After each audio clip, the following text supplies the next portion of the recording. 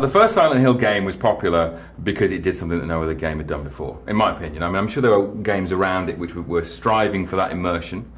The survival horror genre at that time was developing. It was definitely a genre which had a future. I remember playing Alone in the Dark, and not the remake. We're talking about the original ones, the Infogram games, where it was floating polygons being monsters, and they took forever to render, and the resolution was really low. But they were still frightening. They were beginning to immerse you in a world. When Silent Hill came along, and my friends were playing it before I was, it was just the talk of everybody that this game is frightening.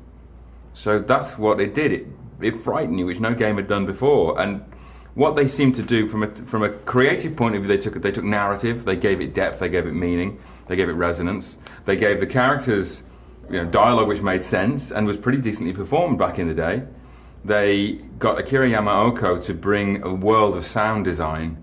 So the music and the sound environment was incredibly important. I mean, the graphics were okay, but it was, we're talking about PS1, so the graphics were kind of okay, a little bit muddy. The control systems were a little bit hinky too. So the hardest thing was to survive any battle with a monster because you couldn't control the damn character properly. That sort of made it frightening.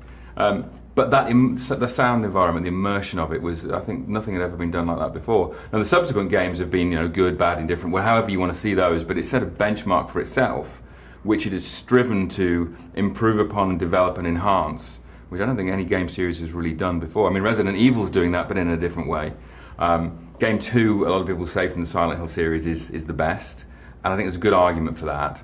Game 3 is the one that I adapted for the Silent Hill movie, because again, it had the best story for what I wanted to tell. You got like Shattered Memories, which is, takes the whole thing and sort of replays it for you from a different point of view, and then the other games go back into the, they're prequels to the original games. It's a beautiful constructed universe. Agreed. If I made you pick a favourite game of all time, Half-Life. Why? I'm a first-person shooter at heart, right? Half-Life for me it was the first truly cinematic game, first-person shooter game. I'm a science fiction wonk, so it was great, and it's got a horror vibe to it as well. So it did all the things I needed it to do. I mean, Half-Life 2 really is the better game, there's no doubt about it. But Half-Life 1, when you're in Black Mesa, when the machine goes wrong and the portals start opening up and the creatures come through, I'm just so there. But I mean, the first game experience I had where I really felt that kind of stomach punch of something happening was actually Unreal, and the first Unreal we're talking, not the Unreal tournaments, when it's just one of the things, you're going down a corridor and you have to turn a button to open a door and the lights just go down on you and you hear a door opening and then suddenly a monster appears and it just destroys you and you think, how the hell can I beat this thing? And it was the first time I really thought that games and movies could start doing or games could start encroaching on the territory that movies had hitherto had for themselves, i.e. an emotional impact.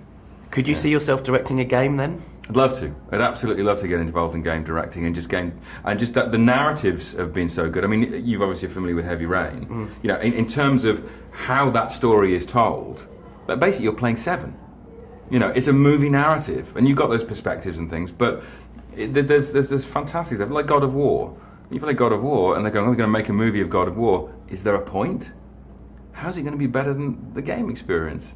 But the one thing they're still not quite doing, for my taste, is character performances are not quite there yet. They need a bit of directing, and just this kind of the narrative structure. Now, I'm just working with David Goyer, who's writing games now, and so we are beginning to move into a world where the interface between game and movie is getting so blurred. But to me, I think movies still have the edge in terms of emotional engagement. But I mean, they're different muscles. When you're playing a game, you're physically interacting with it. You're doing something to progress the story. Watching a movie is a more passive experience. So as a storyteller in that format at the moment, I've got to be a little bit more delicate about how I approach it.